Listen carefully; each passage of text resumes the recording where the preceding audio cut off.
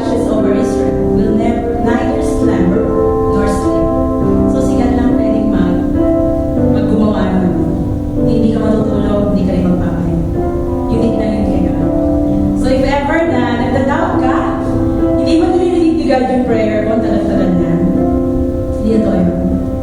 Because Psalm 1:1 verse 4 says, He never sleeps, neither slumber. Amen. Let's sing this.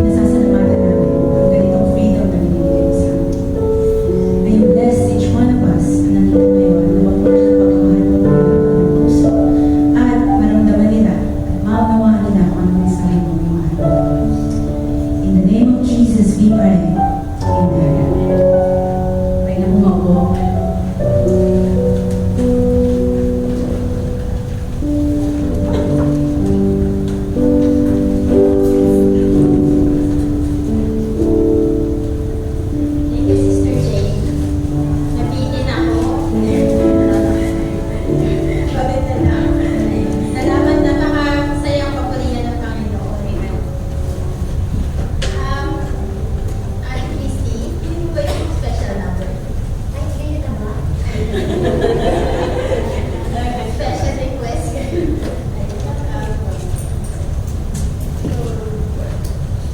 Magbibigay po ng special number si Ate Christy habang kinokolect ko yung ating size na number. Sister Beth.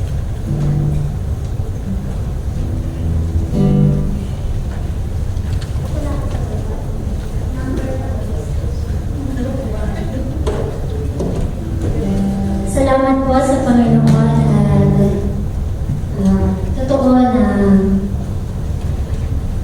ang buhay natin ay ang pinakamabangong alay para sa Panginoon. Ang sabi po ang title po na po ng awit ay When Life Gets Broken. One of my favorite singer ay si Sandy Pagman. Pero hindi ganun kataas si Pagman. Pero napakaganda, no? Pakinggan po ninyo yung message ng song. Ang sabi dito, hands reaching out when no one to hold. You've been abandoned with no place to go. Parang isa sa buhay natin, parang wala tayo nowhere to go. Parang where you go? Go where? Mama si Gabriel, no? Wounded, sorry po, may kuya rin pala dito. Sorry ako lagi. Wounded and wanting such desperate times. Cold, bitter tears are filling your eyes. Parang minsan, no, over our desperation, parang hindi natin alam kung kanino tayo lalapit. Pero ang sabi ito, get a glimpse of Jesus, for He is right there with you. He knows what you need. Kaya yung mga may broken life, broken hearts, or whatever broken, let's just look upon our Lord Jesus Christ. Dito po sa aking partner. Salamat, pinagtsagaan ako ng anak ko na ginawa.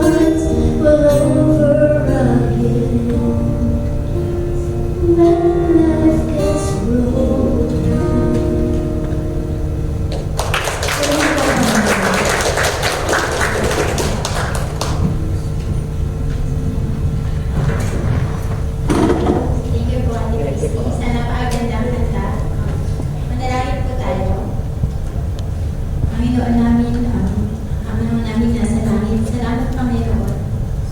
Salamat po Panginoon sa faithfulness niyo po sa amin. Salamat po na nandyan po kayo Lord sa buhay, sa bawat season ng buhay namin Panginoon. Salamat po na hindi niyo po kami pinapabayaan, na lagi niyo pong binibigay ang aming pangangailangan. Salamat po Panginoon sa bawat lesson sa buhay na itinuturo niyo po sa amin Panginoon. Sa tuwing nagkakaroon po kami ng broken heart Panginoon, ginagawa niyo po opportunity to Lord para lalo po namin kayong makilala Panginoon. Para lalo po kaming mag-rely sa inyo Panginoon sa lahat ng pagkakataon.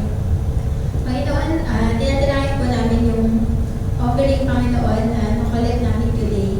Kayo po yung patuloy na mag-bless nito Panginoon para po sa ikalalaganap ng inyong kingdom Panginoon. Salamat Panginoon sa mga blessings Panginoon na ibinibigay niyo sa bawat isa sa amin Panginoon. And thank you po Lord sa opportunity Panginoon na maibalik po namin Panginoon bilang pasasalamat sa inyo Panginoon. Ngayon din po, dinadalangin po namin yung mga kapatid namin na wala ngayon dito dahil may sakit or kung ano man pong problema Panginoon. Kayo po yung tumulong sa kanila Panginoon. Bigyan niyo po sila Lord at ng physical strength, emotional and spiritual strength Panginoon. And we pray Lord na alala po namin ang bawat isa sa kanila Panginoon. Kayo po yung patuloy na mag-iingat sa kanila sa lahat ng kanilang ginagawa Panginoon. Kayo din po sa bawat isa sa amin dito Panginoon.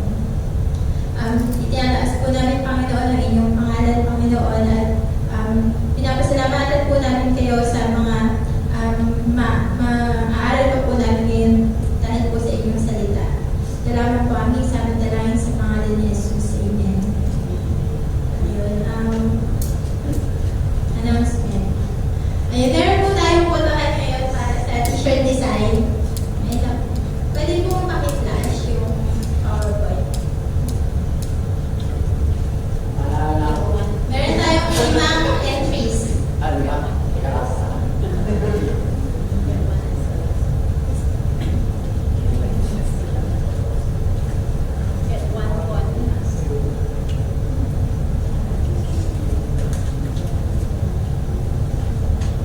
Design natin. So yung first entry is ang verse natin is Acts 16:31.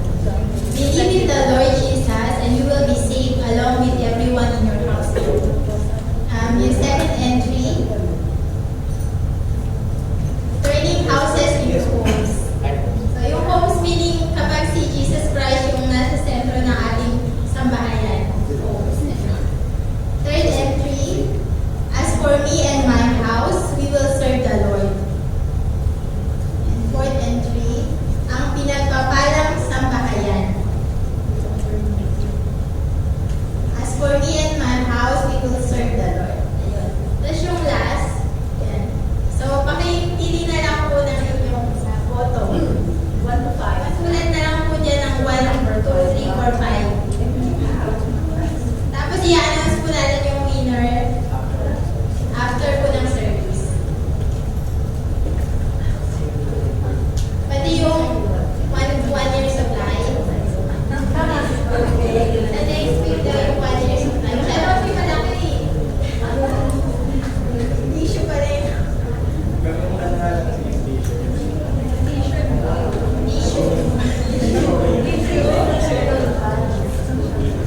Yung pag po na nakaboto na kayo, pakibigay po rin kay Sister Beth.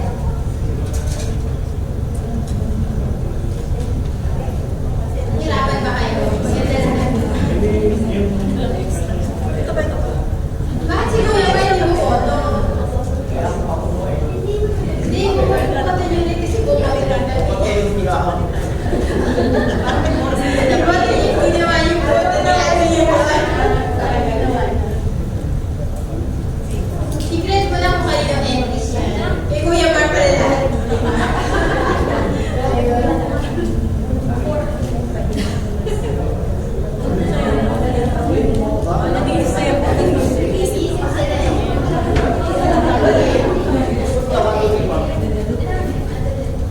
Sige, habang pinabalik ni Sister Beth, tinalawagan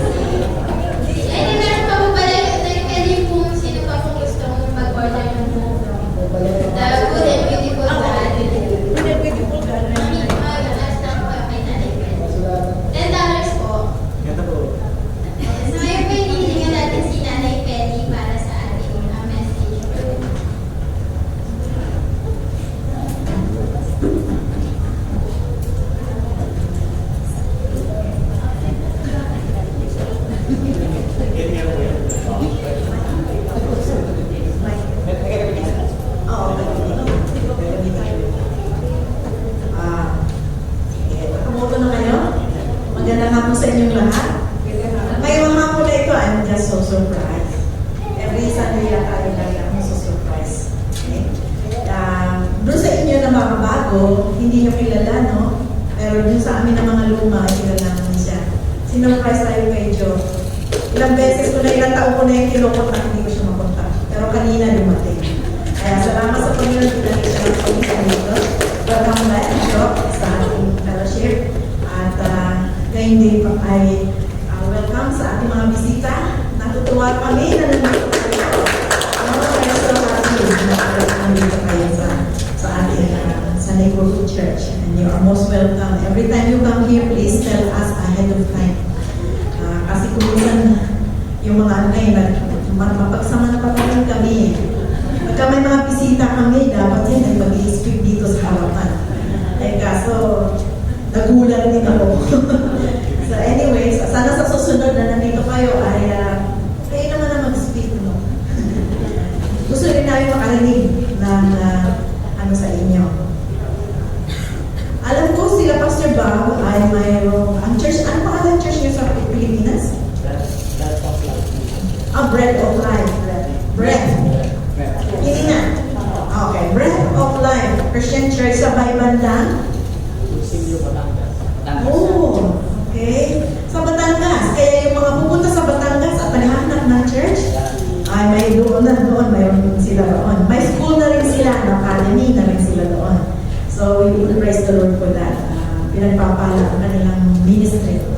Okay, ang araw na ito ay, ito na yung mga sinisingit-singit natin sa ating The Good and the Beautiful God na tungkol sa mga doktrina. So, it will be more parang facts ang ating mga pag-aaralan. But of course, sinulat ng Panginoon ito para talagang ipaalam sa atin kung ano ang what does the angels or itong doktrina ito, what does He tells us about and what shall we do about them sa natin. So ito na yung sinit natin ng biblical doctrines at ang ating napiling pag-aralan ngayon ay ano po sa mga angels at sa mga demons.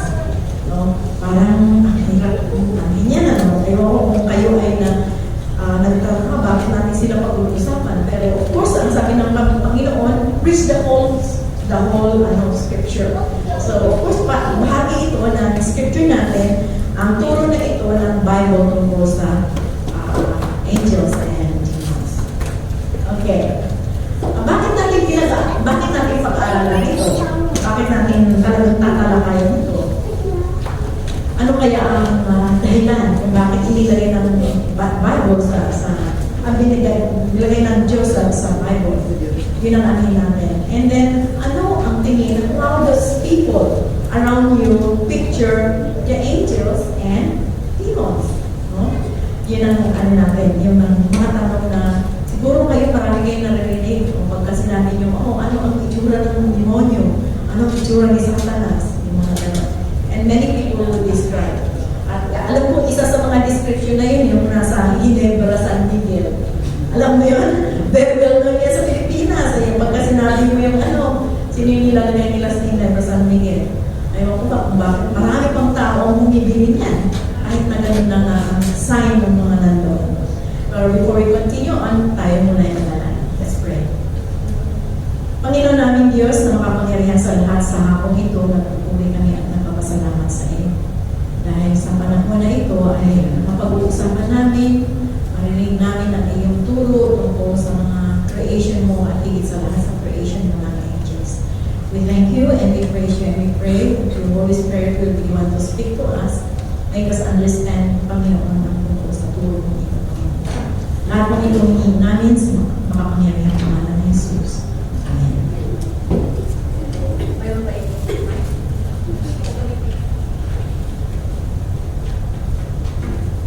Hello. Okay. Ayan, para hindi na maraming Okay.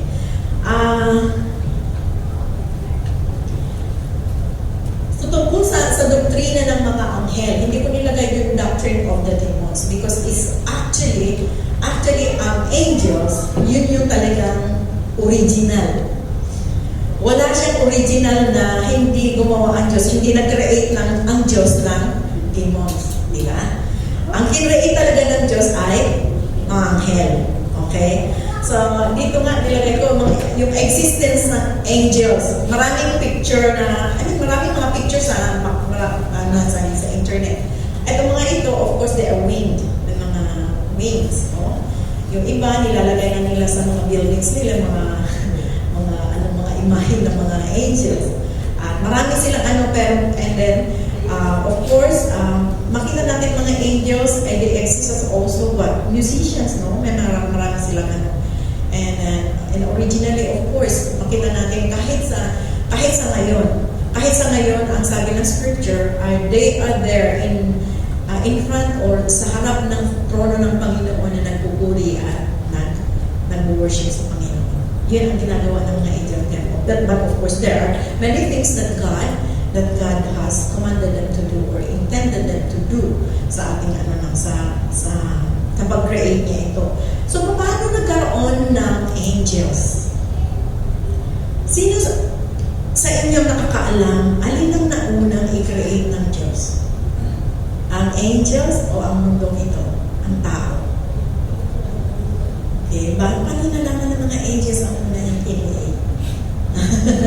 Yan. So, makita natin talaga ang existence ng angel, makikita natin ito sa 34 books, sa 34 ng Old Testament, o sa 34 sa buong Bible, which is 66 books, ang 34 na books ay na-mention niya ang tungkol sa angels. And the Bible refers to angels as existing. Yun ang natin. At kahit sa Matthew, kahit sa New Testament, makita natin yun na si Kristo mismo ang nagturo tungkol sa mga anghel. So, dito sa all the scriptures na ito, 34 books na ito, ay God mentioned. In His book, He mentioned about angels. So, hindi natin talaga maikatuwa na ang mga anghel ay nandyan sila. Hindi man natin sila nakikita, di ba? So, ang paano niyo sa dinescribe, buksan niyo sa Psalms 148. Psalms 148, buksan niyo doon. Okay. Existent na. Psalms 148, verses 2 and 5. Ano ang sinasabi ng Biblia tungkol sa angels na ito? Psalms 148, verse 2 and 5. Verse 2 sabi niya, praise Him all His angels, praise Him all His hosts. Doon pa lang sinabi dito na talagang in-invoke ng scripture na ito na ang dapat magpuri, ang dapat talagang gagawin ng mga angels ay purihin ang Diyos. At yung tinatawag niya yung angelic host na tinatawag natin dito. These are the angelic hosts that God has created. At dyan sa Colossians chapter 1 verse 16, makita natin dito na lahat ng bagay sa mundong ito, nakikita man o hindi, powers, at lahat ng dito ay God created them. So including the angels, God has created. And assume na natin at assume ng Biblia na talagang kin-create niya. Actually sa Job ay sinabi niya na bago pa kalalangin ng mundo, lalangin ng Diyos ang mundo ito o ang tao, ay nag-e-exist na ang mga angels. So si Job, isa sa mga pinakaunang aklat sa Biblia na sinulat, ang aklat ng Job, ay sinabi niya, dineclare niya, na ang mga anghel ay kin-create ng Diyos at nauna pa sa pag-create niya sa tao. Okay, so yun ang unang makikita natin tungkol sa kanya, sa mga angels na to. Then, the Bible describes na talagang makita natin na they are created beings. Okay, they are created beings and they were originally created holy. Ang lahat ng angels na kinreate ng Diyos ay holy. At katulad natin mga tao, nung kinreate niya ang tao ay sinless na siya. Ganon din ang mga angels, sinless. No? So, wala silang, yun ang una natin makita. Makita natin yan sa Ezekiel chapter 28, verse 15. Ang sabi niya, ang mga angels na kinreate ng Diyos, they are holy. They are sinless. So, nagkaroon ng ano? Tingnan ngayon natin ang nature. Sabi ko nga sa inyo, ang ating pag-aaralan ngayon ay it will be mga facts na sinabi ng Biblia tungkol sa atin. So, anong nature ng angels na makikita natin dito? Unang-una, sabi ng banal na kasulatan, ang mga angels ay, they are personal beings. Di mo sila nakikita. Pero sila ay mga persona. Mayroon silang personalities. They have personalities and they are spirit beings. Spirit beings means hindi mo sila nakikita, pero nandyan sila. Actually, ewan ko kung kayo ay nakapunta na dun sa website website pa ito, sa isang ni Sid Roth, isang Hudyo siya, at naniniwala siya na talagang ang Diyos ay magliligtas at magliligtas pamamagitan ng supernatural, lalo na sa mga panahon na yun. Lalo na sa mga sa mga Muslim countries, sa Israel. Alam niyo naman ang Israel, ang mga Hudyo, marami pa sa kanila hindi naniniwala na si Jesus Christ ang kanilang Messiah, na matagal na nilang hinihintay. So naniniwala siya na katulad ng ginawa ng mga disciples noon, na they go to places, to countries, to nations, to people, and they were, katulad nga kanina, sabi natin, baka hindi natin nakakita ngayon dahil yung supernatural way ng Diyos para magligtas ng tao. Alam mo ngayon kung anong nakikita ng mga tao, mga bata lalo na yan. Hindi lang si Jesus na nakikita nila, nakakita na rin sila ng mga angels. And these are the ministries of angels. At sa tamang panahon, sa tamang ng Panginoon ay gagamitin niya talaga mga angels because angels are His messengers. Yun ang plan ng Diyos sa kanila. So these are spirit beings. Angels have the ability to communicate in a greater degree than men, but of course, less than God. Ganun ang mga angels. They have the greater ability to communicate. Mas mabilis, mas maganda, magaling sila kaysa sa atin. Pero, lower sila kaysa ang Panginoon. Ano pa? Ano sabi niya daw, ano nasa Zabid? Angels are organized and ranked. Mayroon silang rango-rango. Okay? At ang una sa mga niya ay yung archangel. At ang archangel na binanggit niya kahit sa Daniel at saka sa sino ang pangalan niya? Si Michael. And usually, si Archangel na Michael ay siya yung warrior. Okay? Siya yung tumulong kay Daniel noon. Siya yung tumulong, siya yung mga And then, so yun ang makita natin dyan. May mga pagkakamali ako dyan kasi lagi, natanda ko may sinabi ako, isa sa mga Archangel na si Gabriel. Pastor, tama ba yun? Si Gabriel ba? Hindi naman binanggit ng Bible na si Gabriel ay Archangel. Pero he is one of the angel na lagi natin, madalas natin siyang marinig na ginagamit, inuutusan ng Diyos sa isang misyon. Tatandaan niyo siya, sa Old Testament, nandun din siya. Sa New Testament, si Jesus Christ ay pinaglilihit, nandun din siya, si Gabriel din yung inutusan ng Diyos. At marami pang mga nakita natin dyan. Pero si Archangel na Michael, he seems to be the warrior. Kasi tuwing may labanan, siya yung pinapadala ng Diyos na nakikipaglaban sa kanila, sa mga kaaway ng Diyos. So, makita natin dyan na rank sila, may mga rango sila. Archangel si Michael, mayroon silang chief princess na tinatawag sa Daniel. Mayroon talaga silang mga seraphim and cherubim. Yun yung mga rango-rango na makita natin sa Bible. If we go through all these verses, napakadami na hindi natin pwedeng kunin. Then, ano mga ministries, general ministries ng mga angels? Una, heavenly beings sila, host sila ng heaven na tinatawag ng Bible. They are the heavenly host na tinatawag ng Diyos. And they worship God day and night and day. Yun ang ginagawa nila. They also minister to Christ. Tanda mo siya nung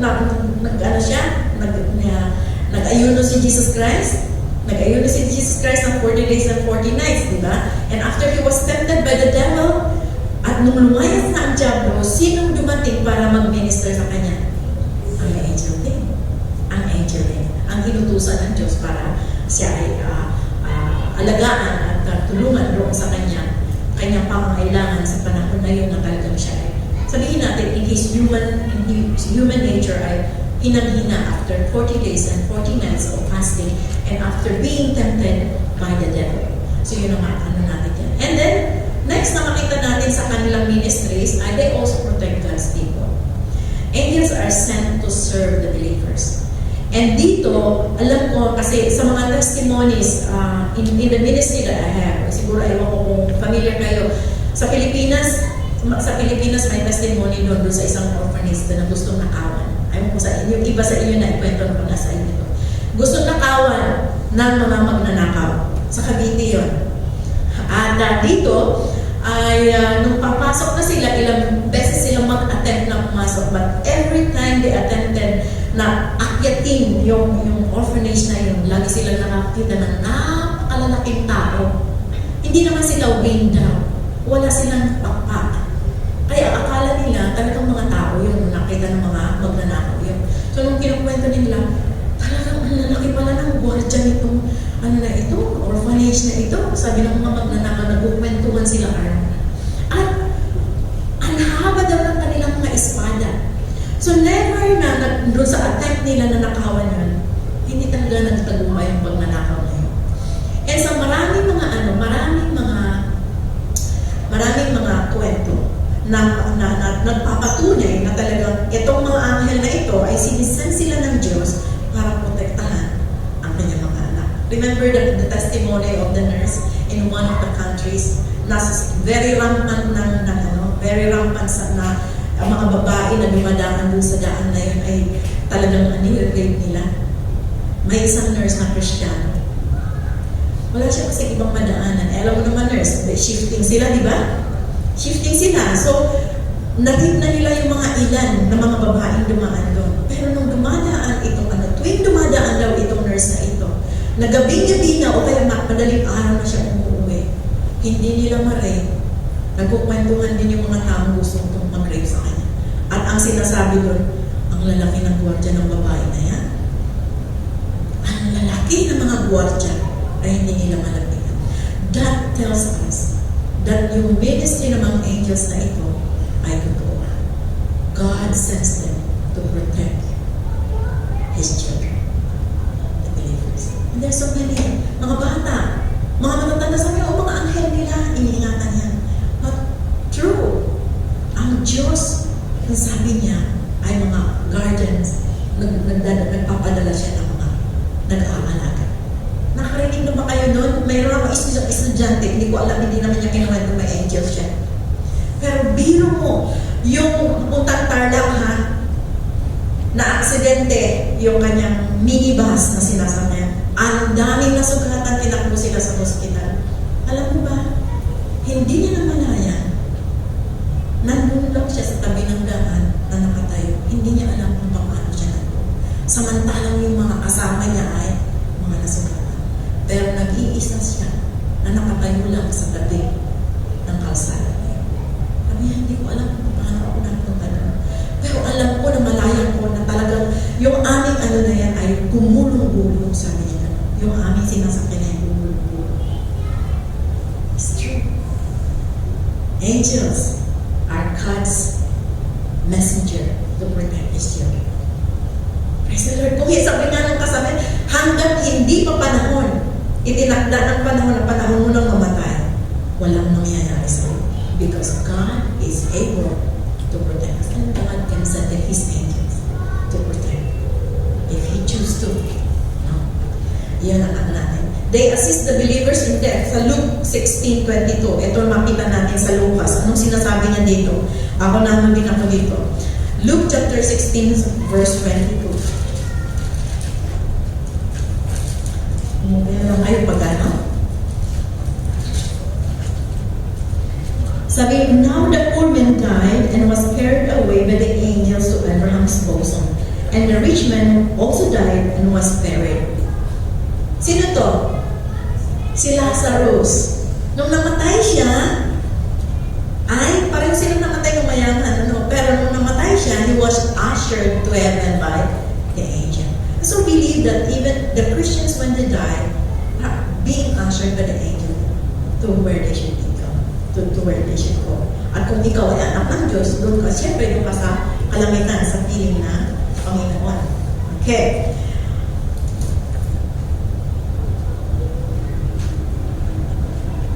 Ministries. Okay. Ito naman, punta tayo sa doctrine naman ni Satan. Sino ba si Satanas? Sino? Okay. Angel din siya. Okay? Angel siya, and according to Ezekiel and Isaiah, he is the most beautiful angel na in-create ng Diyos. He is the most, kasi nung dinescribe siya talaga, punong-puno siya ng mga kinumpara siya sa isang mamahalin na mga bato, na hiyas ng bato. Siguro mga diamond, mga onyx mga is the most beautiful angel na kinreate ng Diyos. And he was also sinless. He's part of the host of heaven na kinreate ng Diyos. Bakit siya naging diablo? Bakit siya naging Satanas? Kasi one day, sa kalangitan, dahil siya ay napakaganda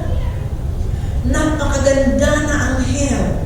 Of course, sabi natin, ang nature ng angels, they have intelligence, di ba? Mayroon silang free will, katulad ng paggawa ng Diyos sa tao.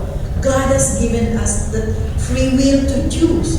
And God also gave them that free will to choose. And so God has to put them into what? Test. Okay? At dito na nangyari, dahil sa kanyang kagandahan, ay gusto niyang pantayan ng nag-create sa kanya at gumawa sa kanya ng napakaganda. So makikita natin dyan siya na meron siyang 5 I wills. Doon nagkaroon ng rebelde sa kalangitan. Rebellion sa kalangitan. Dahil gusto niyang pantayan ang kanyang creator, yung nag-ano sa kanya. Yung basahin natin sa sige. Buksan ninyo sa Ezekiel chapter 28. Tingnan mo na natin itong nature niya. Ezekiel chapter 28 verses 12 to 14. Ezekiel chapter 28 verses 12 to 14. Pakimasa sa Tagalog.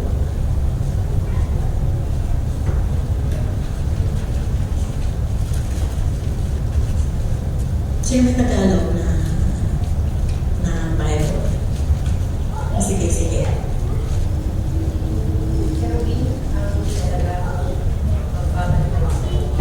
Nasa ito ka nakakabalalan ang kilala karang mga katulad.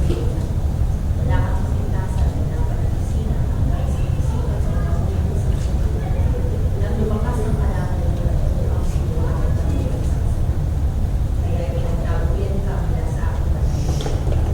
Inalayas ka ng kerubin sa natatayo ng mga patay. Maging panalo ka dahil sa iyong pagkakita. Ginamit mo sa kasamahan ng iyong pagtungan para makatatag ang iyong katapunan. Kaya ibinagsaki ka sa lupa upang maging babala sa ibang mga kanisa. Dahil sa masamang pamamaraan ng iyong mga malakad, sa labula ang pendlo at lupa. Kaya ikinatutuloy sa akin. Bilangan ka ito at nakita ng lahat ng pamilya.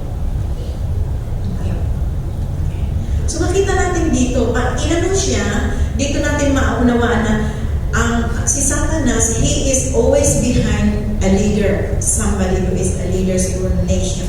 No? Kasi dito, inano niya sa King of Tyre. At ang sabi niya dito, tingnan mo sa verse 1, sabi niya ganun, perfect ka, nung kinreate ka, di ba?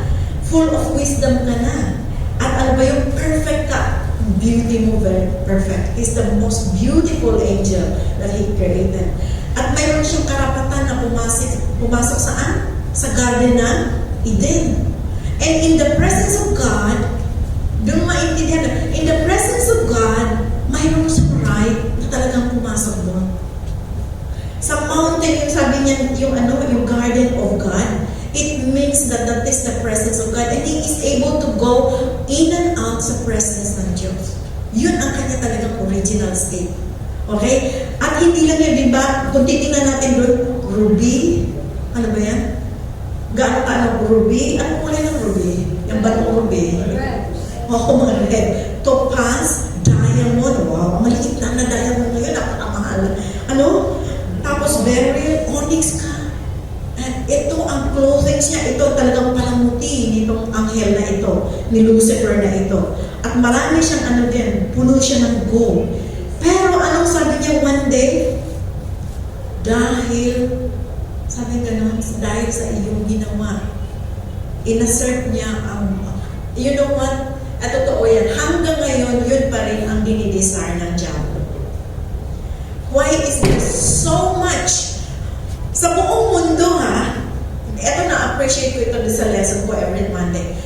Sa buong mundo, sa lahat ng nasyon, bakit ang Jerusalem ang pinag-aawayan?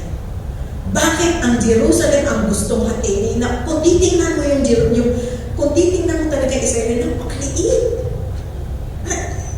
Anahin mo, ikumpara mo sa ibang mga bansa, napakaliit ng Israel.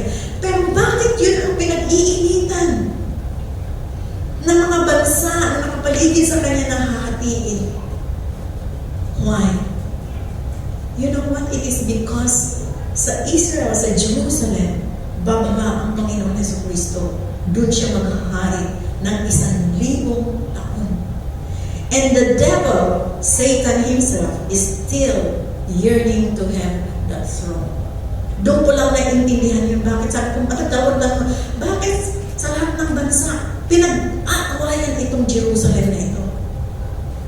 Gustong hatiin. Gustong talagang kasi gusto nilang hadlangan ang Panginoon Jesucristo sa kanyang pagtayo ng kanyang kingdom.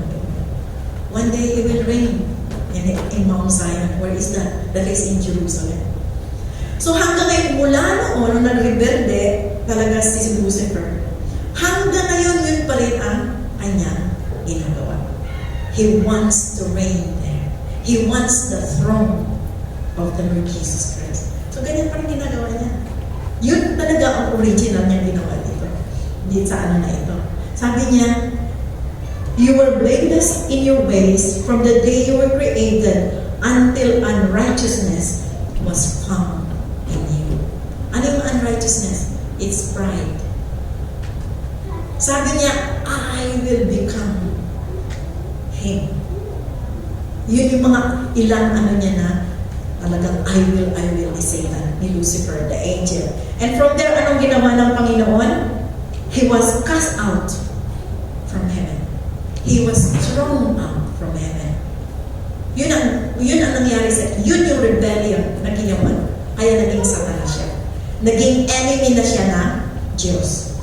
Okay? Naging enemy siya ng Diyos at naging enemy din natin mga mananampalataya sa Panginoon. Yun ang natin. Okay? So, totoo. Hindi na natin pag-aanahan yan. Totoo na mayroong Satanas. At sometimes he is called what? He is called the devil. He is Lucifer. Lucifer means the son of the morning. Yun ang meaning ng Lucifer. Pero yun yung name niya nung siya hindi pa, yun yung name niya nung hindi pa siya magsa. He is also called, Beelzebub. Ayun ang mga names niya. You want to see the names? Sabi niya. So, matalino siya. By the way, ang personality niya, matalino siya. Hindi kayo mas matalino sa diablo. Hindi tayo mas matalino sa kanya. Matalino siya. He has also emotions and he has will. Yun ang makita natin sa nature of personality niya. Ang names niya, Satan, the devil, or slanderer, o si Lucifer, son of the morning, Beelzebub, lord of the, flies. Sa Matthew, yun makikita natin yan. Belial, meaning lawless. Ibig sabihin, wala siya, hindi siya sumusunod sa law. Walang law na susundin siya. Ano pa? Evil one is called evil one in 1 John chapter 5 verse 19. He is called the tempter, no? Sa 1 Thessalonians. So taga-tempt siya, wala siyang ginagawa ngayon kundi mananukso. Kaya hindi niyo pwedeng kasi ganyan talaga yan. Yun ang nature. Yun ang ano niya. Ano pa? He is the prince of the world. Kaya ginagamit niya itong mundong ito para sa panunukso. Sino mga tinutukso niya? Lalo na tayo mga mananampalataya. Ginagamit niya ang mundong ito para sa panunukso. Ano pa? He is the God of this age. He is the God of this age. Itong mga panahon natin na ito. Tandaan niyo si Job. Ano bang ginagawa ni Satan? Job. He nag-fly from the world, from the space to what? To the presence of God. Kahit na siya naging nakapasok pa rin siya sa presence ng Panginoon. So, yun yung nakita natin na ginagawa niya. So, anong ginagawa niya? Nagtitempt siya. Tapos sabi niya kay Job, naku, kaya lang faithfulness sa iyo yan si Job eh. Kaya yung ginawa kay Jesus sa Panginoon. Sabi, kaya faithfulness sa si Job. Kasi, faithful ka sa kanya, pinagpapala mo siya eh. So, hinamon niya ang Diyos, di ba? So, hinamon din siya ng Diyos. O sige, subukan mo. Kung totoo yung accusation mo. Sige, i-try mo siya, pero huwag mo kunin ang kanyang buhay. So, ang diablo, anong ginawa ni Satan? Pinahirapan siya na, kinuha muna kanyang mga ari-arian. Pangalawa, kinuha niya ang kanyang mga anak. At ang huli niya ginawa ay from head to toe, ay nilagyan si Job ng boils. Kayo ba ay nagkaroon ng kahit na isang, ano nga yun? Pigsa. Kayo ba nakaranas na magkaroon ng pigsa? Isa lang ha? Sumasakit ang buong katawan mo, hindi mo maintindihan yan. Lalo na pag gumaganyan yung pakiramdam mo. Alam ko yan. Parang nagsisip-sip ng nana na hindi mo maintindihan. Talagang masakit yan. Isa lang yan ha. Subukan mo sa kilikili na magkaroon yan. Ang sakit niya. Pero si Job from head to toe, nilagyan ng diablo ng kanyang arma. The devil can only perform something against sa mga anak ng Diyos only by God's permission. Tandaan natin. Hindi siya all-powerful. Satan is not all-powerful like God. He may be strong and he may be powerful. More powerful than us. But he is not all-powerful like God. He can only perform things that God allows him to do. That is, makita natin niya sa example niya. Ano pa siya? He is the accuser of the brethren. Bakit siya accuser? Wala siyang ginawa araw at gabi kundi accuse ka. Kaya kung minsan yun na pag nararamdaman mo, pag may kasalanan ka, hiningi mo na siya ng tawad sa Panginoon, pero ang nangyayari, bumabalik pa rin yun. Dini-disturb ka. Kasi anong ginagawa niya? He accuses us day and night before God. We just praise God because we have Jesus Christ who is our, siya yung defender natin. Satan, namatay ako para dyan sa anak ko na yan.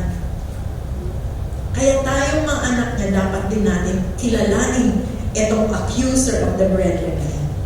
Kailangan, how can you fight this Satan? Kahit na powerful siya, kung hindi mo siya kilala. Kailangan makilala mo rin siya kung anong paraan ang ginagawa niya. So he is, sabi niya, he is the accuser of the brethren. He is the angel of light. Ano yung angel of light?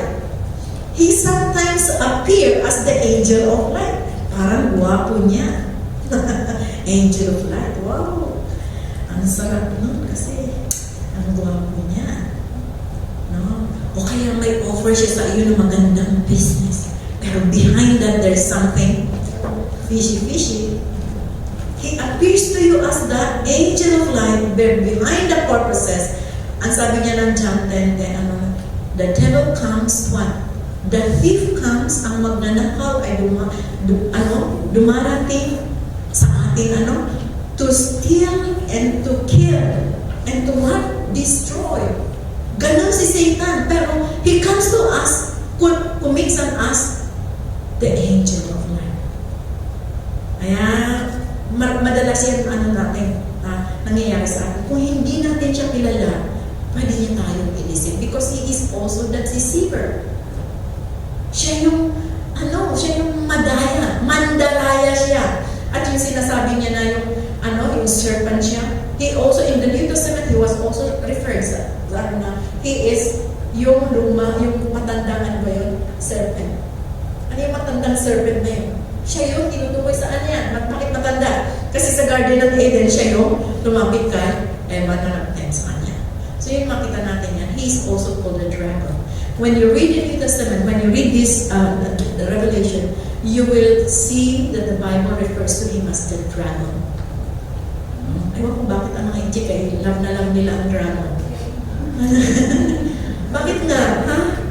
Kuya Lee, bakit gusto-gusto nila yung dragon?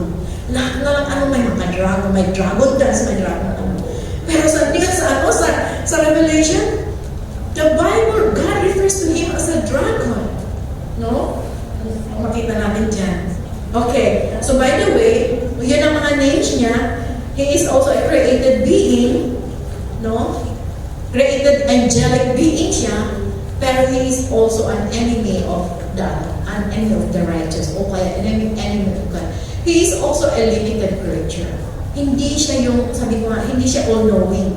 Si Satan, he doesn't know what we are thinking. Only God knows what we are thinking. Okay? Although he tries to, parang tinatry niya na mag-predict sa future, pero talagang hindi niya alam yun. Ang nakakaalam ay alin? Ang Diyos lang nakakaalam. He cannot read your minds, but he can hear what